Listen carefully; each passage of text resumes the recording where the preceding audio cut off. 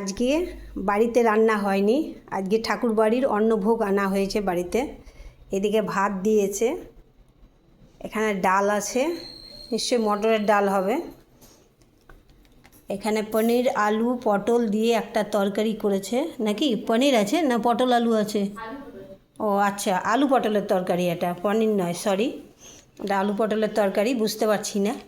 এখানে আলু ভাজা করেছে, এটা চাটনি, আমের চাটনি, আর এখানে একটা শুক্তো করেছে।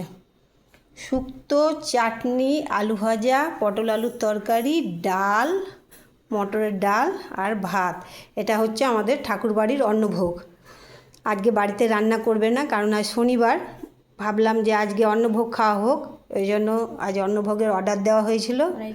কালকে রাত্রে অর্ডার দিয়েছিল, আজ সকালে নিয়ে এলো খাবারটা। এখন বেলা 1:30 বাজে, 1:30টার সময় রান্না হয়ে গেছে। কারণ রান্না করার পর ওরা ঠাকুরকে ভোগ নিবেদন করে, নিবেদন করার পর তারপরে যারা অর্ডার দেয় অন্নভোগ, তখন তাদেরকে দেওয়া হয়। তো আমাদের এই মাত্র নিয়ে এলো অন্নভোগ, তাই তোমাদের সাথে এটা আমি শেয়ার করলাম।